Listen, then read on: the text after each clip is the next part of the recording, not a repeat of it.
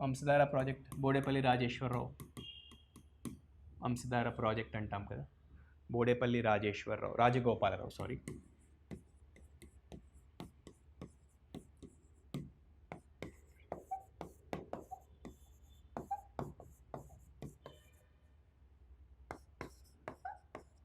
Vamsadhara river మీద కదా, Vamsadhara river పైన ఉంది. వంశధార రివర్ ఏంటంటే మీకు తెలిసే ఉంటుంది, ఒడిశాలో ఆరిజిన్ అయ్యి ఏపీ ఒడిశా బార్డర్లో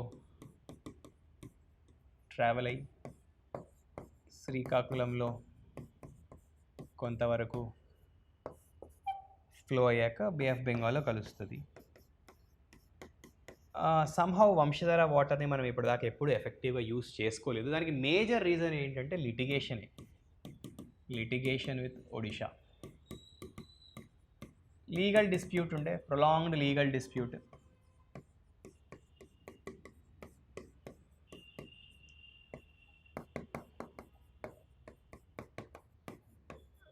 దేని మీద, ఒకటి సబ్మెర్జెన్స్ ఆఫ్ ల్యాండ్స్ పైన, తర్వాత రీహాబిలిటేషన్ అండ్ రీసెటిల్మెంట్ ఆస్పెక్ట్ పైన, మోస్ట్ ఇంపార్టెంట్లీ ల్యాండ్ సబ్మర్జెన్స్. కొన్ని ట్రైబల్ ఏరియాస్లో అక్కడ ల్యాండ్స్ సబ్మర్జ్ అవుతాయి. ఇలాంటి వేరియస్ రీజన్స్ వల్ల మొదటి నుంచి ఇది ఒక లీగల్ డిస్ప్యూటే.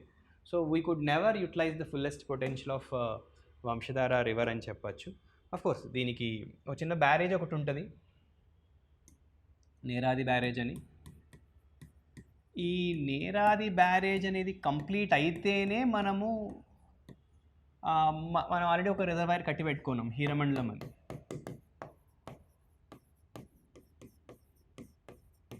ఆ హీరమండలం రిజర్వాయర్లో మనం దీని ఫుల్ పొటెన్షియల్కి మనం వాడుకోవాలి అంటే ఇక్కడ బ్యారేజ్ రావాలి. కానీ ఈ బ్యారేజ్ని మొదటి నుంచి ఒడిషా వాళ్ళు కౌంటర్ చేస్తున్నారు. సో దానివల్ల ఏంటంటే మనం ఎప్పుడు వంశధార వాటర్ని సరిగా వాడుకోలేదు. బట్ ఈ ప్రాజెక్ట్ కనుక రీసెంట్గా ఏంటంటే ఒక గజెట్ నోటిఫికేషన్ వచ్చింది, ఈ legal dispute it almost has reached an end. And దీనివల్ల కూడా ఏంటంటే ఆల్మోస్ట్ 2.5 lakh ఏకర్స్కి బెనిఫిట్ ఉంటుంది.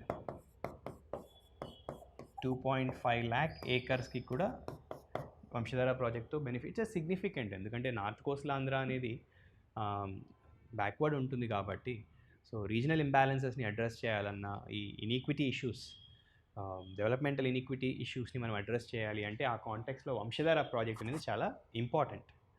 ఇదన్నమాట, అది ఆ బ్యారేజ్ కన్స్ట్రక్ట్ చేయడం అనేది చాలా ఇంపార్టెంట్ అని చెప్పచ్చు.